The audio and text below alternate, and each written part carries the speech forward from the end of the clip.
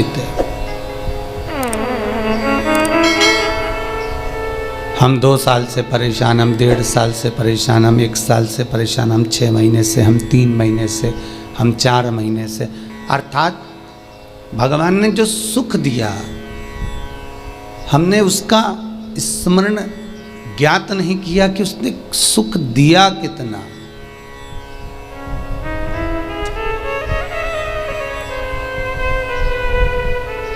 पर उसने जो दुख दिया, उसने जो तकलीफ दी, हमारे कर्मों के अनुसार हमको भोगने के लिए मृत्यु लोक में जो भेजा है, जब वो मिलना प्रारंभ हुआ तो वो घड़ी भले 2 साल का पीरियड हो, 2.5 साल का हो, 1.5 साल का हो, 1 साल का हो, वो हमें ज्ञात है। अब एक बात अपनी जिंदगी में उतार लीजिए, जब सुख का समय नहीं रहा तो दुख का समय रहेगा क्या? वो भी तो खसकेगा, वो भी तो जाएगा, वो भी तो समाप्त होगा।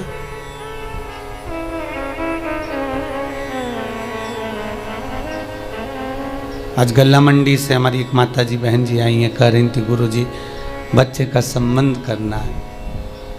अभी 2 सेकंड की बात उनसे हुई। हमने कहा इतने उपाय बताए, आपने करा नहीं क्या? गुरुजी कर लिया, पहले तो संबंध नहीं आ रहे थे, अब उपाय करने के बाद संबंध आना चालू हो गए। तो विश्वास रखना, अगर संबंध आना प्रारंभ हो गए हैं तो ज़्यादा से ज़्यादा 3 महीना, 3.5 महीना, 4 महीना भगवान विवाह पक्का भी करा देगा। चिंता ना करिएगा। हो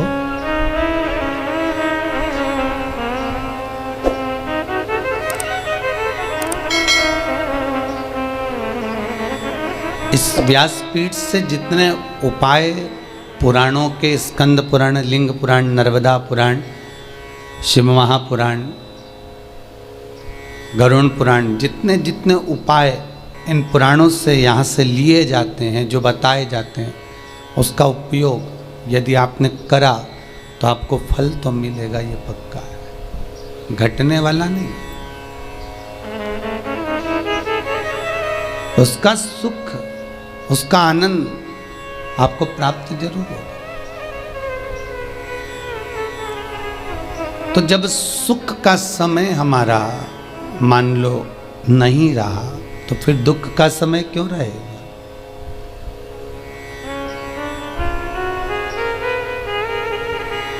व्यक्ति जब गुलाब जामुन खाता है, रसगुल्ला खाता है, खोपरा पाक खाता है तो उसको स्वाद भरपूर आता है।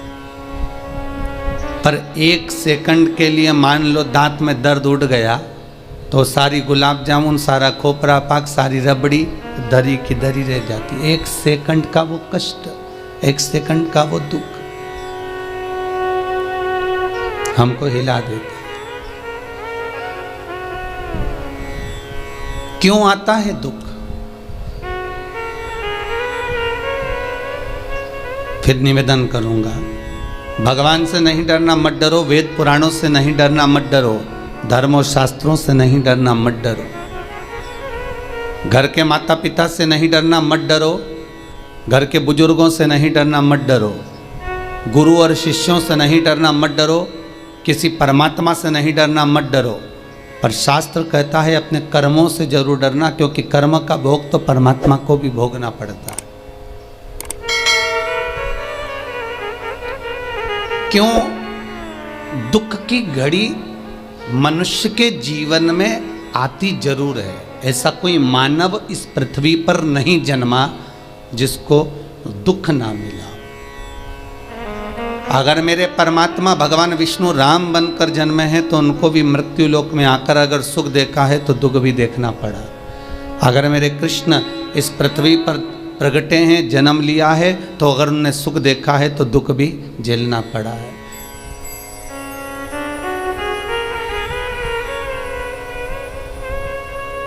मृत्यु लोक में आने के बाद दुख की जो घड़ी है वो आने का कारण हमारे कर्मों का खेल। मत बुरे कर्म कर बंदे वरना पछताएगा।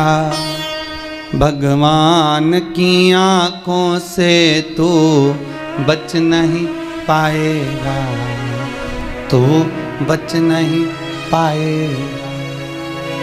कर्म का भोग भोगना है। दुख जो मिलता है वो दुख हमको ये दिखाता है कि उस दुख की घड़ी में तू कितना भटक रहा है।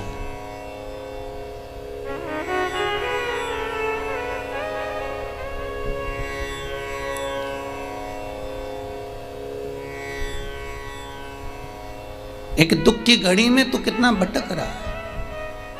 तेरा कोई दुख आया तो तूने सबसे पहले जाकर परिवार वालों से कहा मुझे ये तकलीफ है, थोड़ा पैसे की ज़रूरत है, 1-2 लाख दो ना जरा। परिवार वालों ने नहीं दिया। कुटुंब कबीले के पास गया, उन्होंने नहीं दिया। रिश्तेदारों से कहा, उन्होंने नहीं दिया। दूसरों से कहा, नहीं दिया। दुख की घड़ी ये पहचान कराती है कि तेरे जीवन में कौन तेरा है।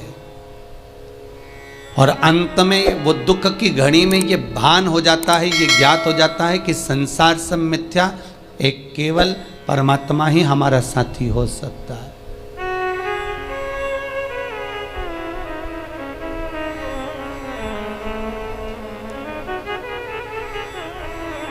केवल एक परमात्मा साथी।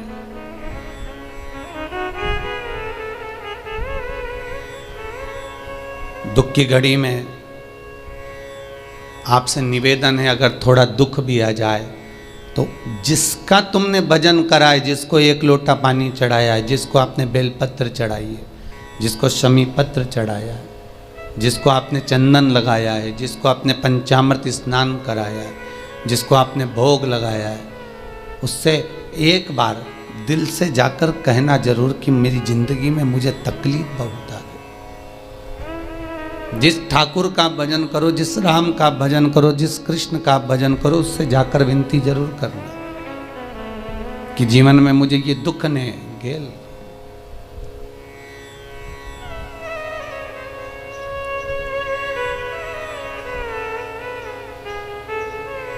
और किसी सदगुरु की शरण में बैठकर, आपको कहा था प्रारब्ध को, दुख को समाप्त करने के स्थान बताए थे आपको परसों की कथा में कि पहला मंत्र जाप, दूसरा सदगुरु की शरणागति और तीसरा किसी तालाब, नदी, तट आदि पर बैठकर भगवत भजन करना। दुख को काटने का सबसे सुंदर तरीका है भगवत नाम, भगवत भजन। किसी सतगुरु की शरण में जाकर निवेदन कर कर, सतगुरु से कहकर ये जरूर मन से कहना कि बाबा कुछ कृपा हो जाए।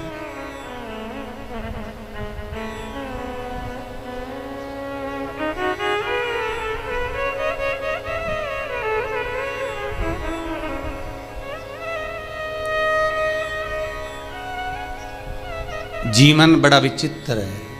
इस विचित्र मानव के शरीर में एक दिन में मनुष्य कई बार अपने जीवन को पलट लेता। कई बार इस मानव के शरीर में परमात्मा भी प्रवेश करता है तो दानव भी प्रवेश करता है। इस मानव के शरीर में कहीं अगर असुर भी प्रवेश कर रहा है तो देव भी प्रवेश कर रहा है। यह मानव का शरीर है।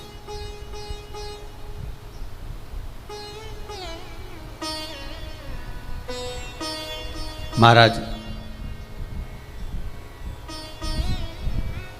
एक बार नंदी को देखकर लंकाधिपति रावण जो हंसा, उसमें नंदी का कुछ नहीं बिगड़ा है। अगर बिगड़ा तो केवल लंकाधिपति रावण का बिगड़ा कि तेरी जिंदगी नष्ट हो गई, तेरा पूरा वंश नष्ट हो गया उन बंदरों के एक साथ आक्रमण से। इसमें नंदी का कुछ नहीं बिगड़ा। अगर दुनिया के लोग आपको कष्ट दे रहे हैं, दुनिया के लोग आपको दुख दे रहे हैं, दुनिया के लोग आपके ऊपर उंगलियां उठा रहे हैं, दुनिया के लोग आप पर अपशब्द कह रहे हैं, दुनिया के लोग आप पर ताने दे रहे हैं, तो इसमें आपका कुछ नहीं बिगड़ना है, बिगड़ना उसका है जो कह रहा है।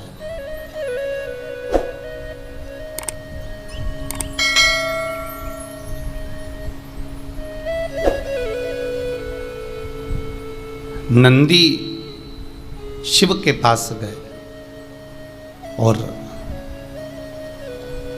ये कोई साधारण से नंदी नहीं है महाराज। शिलाद मुनि के, शिलाद ब्राह्मण के तप साधना से जो शंकर प्रकट हुए थे, शंकर के प्रकट होने पर भगवान शंकर ने कहा था कि तुम ब्रह्मचारी होकर भी तुम्हारे घर में पुत्र होगा, और वो पुत्र कोई साधारण सा नहीं हुआ, स्वयं शंकर ही नंदी के रूप में प्रकट हुए, स्वयं शंकर, स्वयं शिव। और शंकर जब नंदी के रूप में प्रकट हुए तो एक भ्रम उत्पन्न हो जाता है कभी कभी कि नंदी की तो अल्पायु थी, नंदी कल कथा में था कि अल्पायु है, और अल्पायु है तो शंकर तो अजर और अमर है, फिर ये नंदी को अल्पायु कैसे कर दिया? तो भगवान शिव कहते हैं कि भक्त की परीक्षा लेने के लिए भगवान कुछ ना कुछ ऐसा क्रम छोड़ देता है जिसके कारण भगवान का भगत मार्ग से डोल जाए।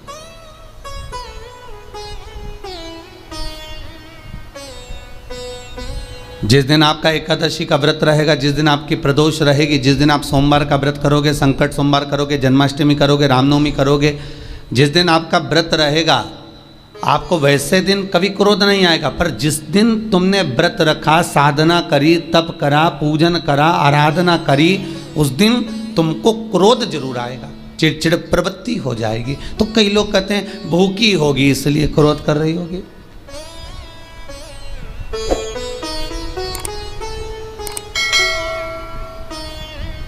कई लोग कहते हैं कि भूख लग रही होगी इसलिए चिड़चिड़ प्रवृत्ति हो गई होगी। नहीं नहीं भाई, भूख से उसका कोई ताल्लुक नहीं है, क्योंकि रोज कोई जरूरी है कि वो इतना खाती हो कि नहीं खाती हो, कभी कभी तो दिन भर भूखी रह जाए तो भी क्रोध नहीं है। उसका कारण केवल इतना सा है कि उसका जो भजन का तेज पुंज है, उसके भजन का जो तप साधना है, वो इतनी प्रबल हो जाती है कि देवताओं को, इंद्र को बोलना पड़ता है कि इंद्र इसने 16 सोमवार कर लिए, इंद्र इसने मंगलवार कर लिए, इंद्र इसने ये व्रत पूरे कर लिए, और अगर इसके व्रत ये पूरे हो जाएंगे तो वर देने के लिए जाना पड़ेगा।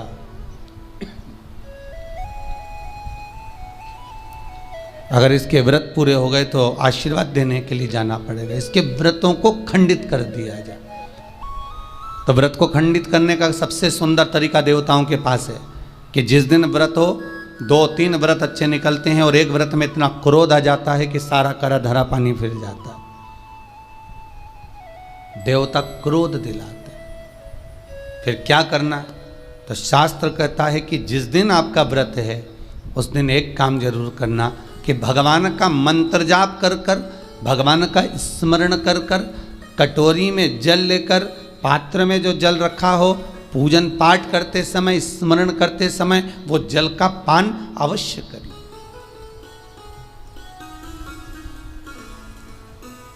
उस जल का पान अवश्य करें, उस जल को अवश्य। क्या होता है जल का पान करने से? शिव महापुराण की कथा कहती है, चाहे आप हनुमान चालीसा पढ़ें, चाहे आप राम रक्षा स्तोत्र पढ़ें, चाहे आप देवी कवच करें, चाहे आपकी मर्जी पड़े, जो पाठ पूजन करें, बस एक निवेदन है, पूजन पाठ करते समय एक कटोरी में, तांबे के कलश में, एक गिलास में जल अपने नज़दीक में जरूर रखें।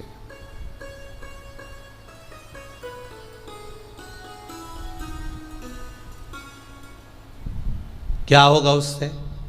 आप जितना पाठ करेंगे, आप जितना पूजन कर रहे हैं, आप जितनी आराधना कर रहे हैं, आप जितनी साधना कर रहे हैं, आप जितना तप कर रहे हैं, आप जितना हनुमान चालीसा, दुर्गा चालीसा, राम रक्षा स्तोत्र, यमुना अष्टक, गोवर्धन चालीसा, जो भी आप जप रहे हैं, जो भी आप सर्वोत्तम जी का पाठ करें, आप जिस भी पाठ को कर रहे हैं, उस पाठ को करते समय अगर जल तुम्हारे पास में रखा हुआ है तो तुमने जब पाठ किया तो उसका जो तात्विक अंश है वो जल के अंदर जाएगा, और वो जल जब हम ग्रहण करेंगे तो हमारा जीवन आनंदित हो जाए। पहले के संतों को उठाकर देखिए, पहले के साधुओं को उठाकर देखिए, पहले के तपस्वियों को उठाकर देखिए। साधु सन्यासी तपस्वी जहां पर तप करते थे उनके पास में कमंडल में जल रखा रहता था।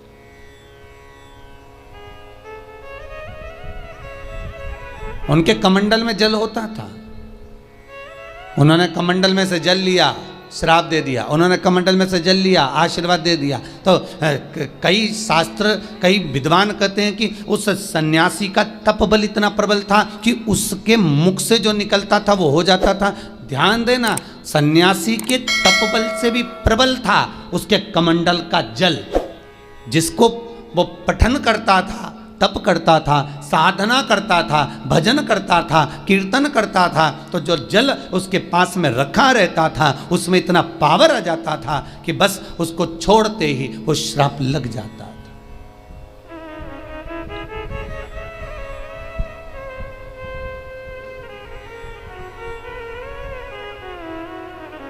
किसी मंदिर में जाए, किसी देवालय में जाए, किसी तीर्थ में जाए, उस मंदिर का जल, तीर्थ, उस मंदिर का कुंड का आनंद भाव लिया जाए। भाई, भारत की भूमि पर जितने मंदिर हैं, भारत की भूमि पर जितने तीर्थ हैं, सारी नदियाँ, कुंड, तालाब, छोटे छोटे सरोवर, बावड़ियाँ, ये सब मंदिर के पास में ही क्यों बनवाए गए?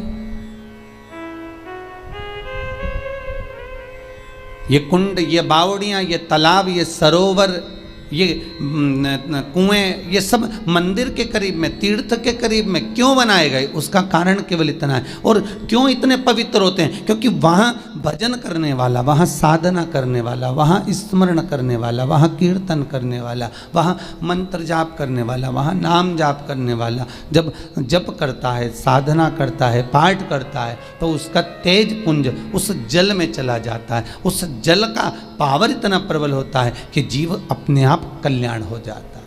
मात्र स्नान से, मात्र पूजन से, मात्र तर्पण से, मात्र आचमन से।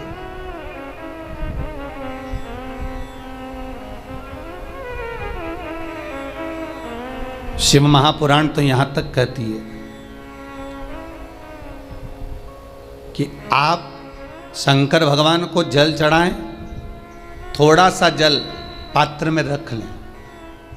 जहाँ पूजन कर रहे हैं, जब थाली से पूजन, पहले सबसे पहले तो जल ही चढ़ाओगे ना, जल चढ़ाने के बाद उस पात्र को रख लें, थोड़ा सा पानी उसमें बचा लें, 2-4 बूंद, 8 बूंद, 15 बूंद, 20 बूंद, 1 चुल्लू, थोड़ा सा। भगवान शिव की आराधना करी, आपने दिया बत्ती करा, पूजन करा, आराधना करी, मंत्र जाप करा, घंटी का नाद करा, और भी लोग आए, उन्होंने भी भगवान का नाम लिया। जब घर की ओर प्रवेश करें, पूजन की थाली जब लेकर चलें, तो जो कलश में जल हो उसका आचमन कर लें या अपने ऊपर छीट लें, उससे सुख का अनुभव होता है।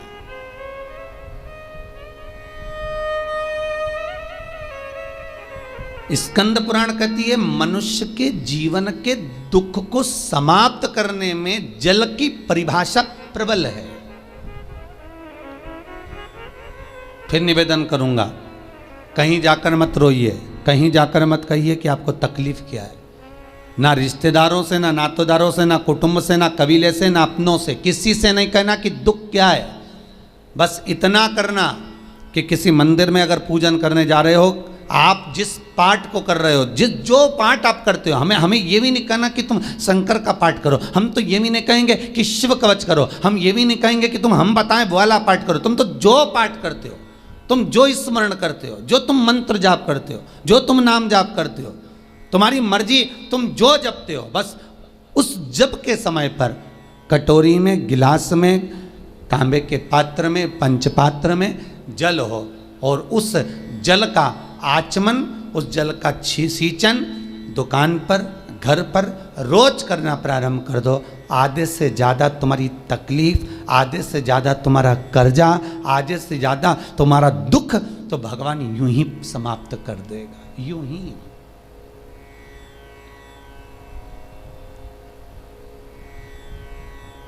हम जल कौन सा सींचते हैं? भगवान अपनी दुकान पर पानी कौन सा छोड़ते हैं?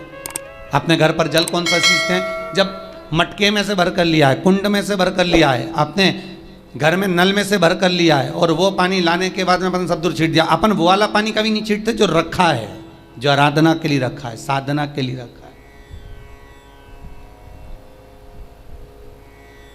जो भगवत स्मरण के लिए रखा है। हमने वो नहीं छीटा, हम तो भर कर लाए और छीट दिया। अरे भाई, बहुत दुख है, बहुत तकलीफ है, बहुत कष्ट है, कहीं मत भटको। जिससे तुम्हारी अच्छी पटे उसका स्मरण कर कर, उसका भजन कर कर, उसका कीर्तन कर कर, उसका नाम जाप कर कर। हम तो ये भी कहते हैं कि तुम जो भजन कर सकते हो, तुम जो स्मरण कर सकते हो, तुम्हारी चित्तवृत्ति में जो आता हो तुम वो करना। हम भी बताएं तो भी मत करना। तुम्हें अच्छा लगे तो करो, नहीं लगे तो तुम जो कर रहे हो बहुत अच्छा करो, तुम उसको जप।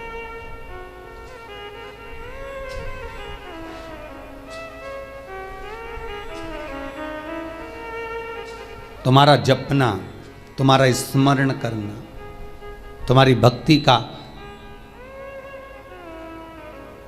भाव प्रकट करना, बस दिल से, मन से, जो तुम्हारे मन में आ जाए भगवान को वो कह दो। भगवान से वो जाकर निवेदन कर दो, भगवान उसे स्वीकार करे।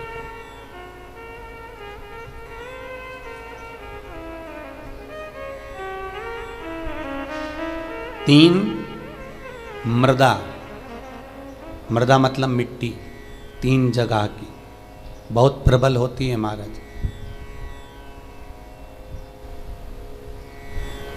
सांब पुराण के अंतर्गत वर्णन किया इसका।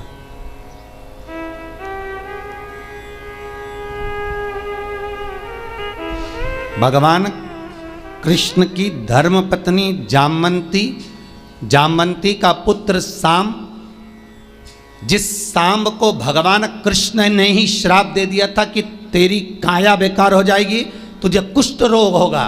भगवान कृष्ण का श्राप था अपने पुत्र को।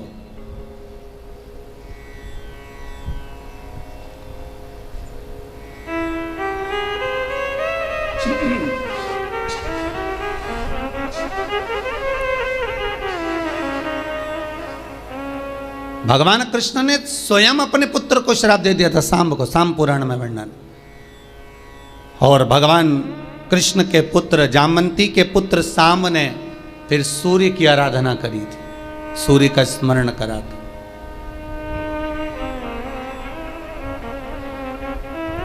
और भगवान सूर्य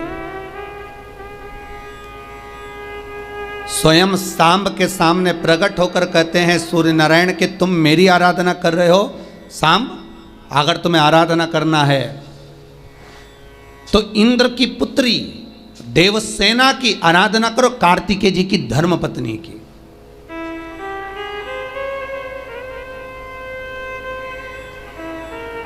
ये उत्तर भारत के जो लोग हैं ये पूजन करते हैं दीपावली के बाद में छठ की पूजन, छठी। बिहार साइड में, यूपी साइड में, इधर सबसे ज़्यादा पूजन होती है छठ की। कौन सी माता है ये छठ? है कौन सी माता छठ?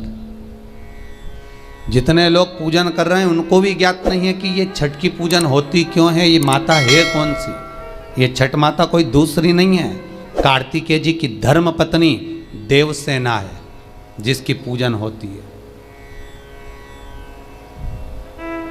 छठी के रूप में। उगता सूरज और डूबता सूरज का अर्घ होता है। सबसे पहली छठ पूजन किसने करी थी?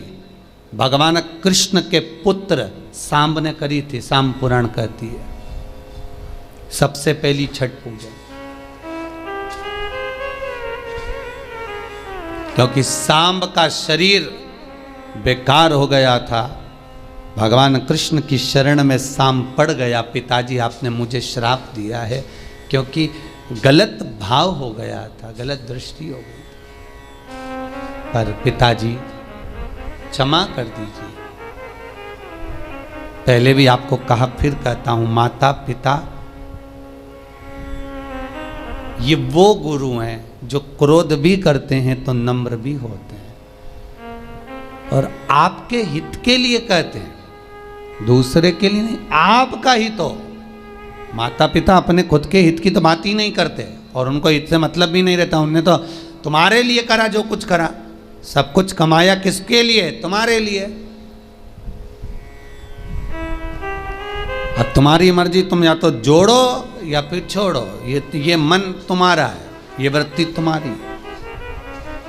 भगवान कृष्ण के पास में जामवंती जी बैठी हुई थी, तो सामने आकर कहा, पिताजी मुझसे गलती हो गई, बहुत बड़ी गलती, क्षमा कर दीजिए। भगवान कृष्ण ने कहा, तुम सूर्य की आराधना करो।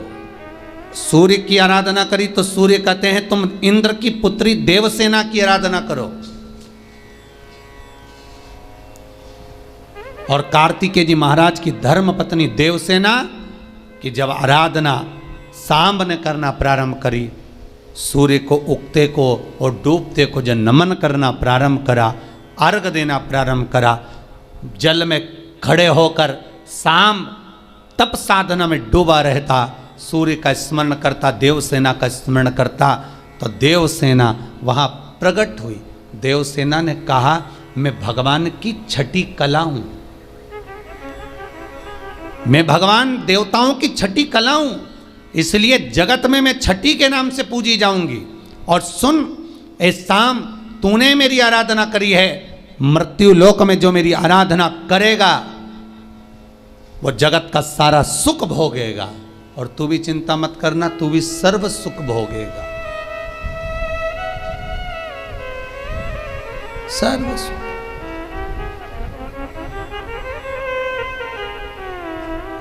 सर्वानंद। तो यहां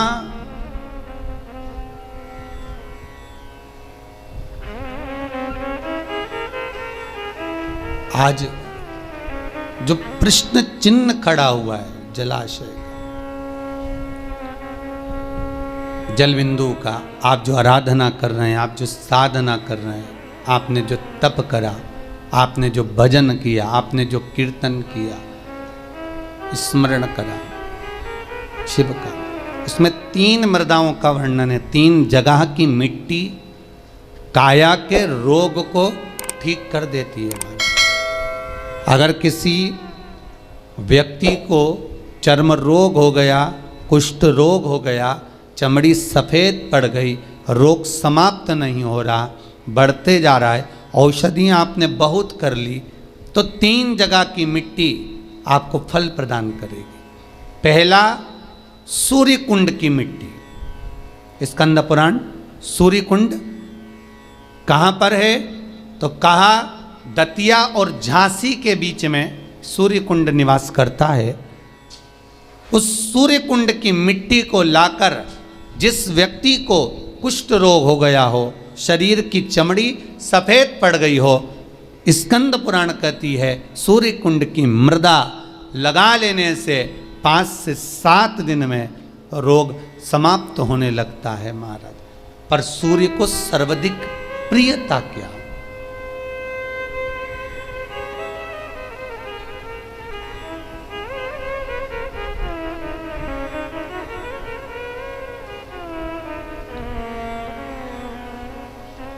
सर्वाधिक प्रियता सूर्य को क्या? क्योंकि सूर्य तपता है, तो उस तपन को मिटाने के लिए सूर्य देवता के शरीर पर गाय का घृत मला जाता।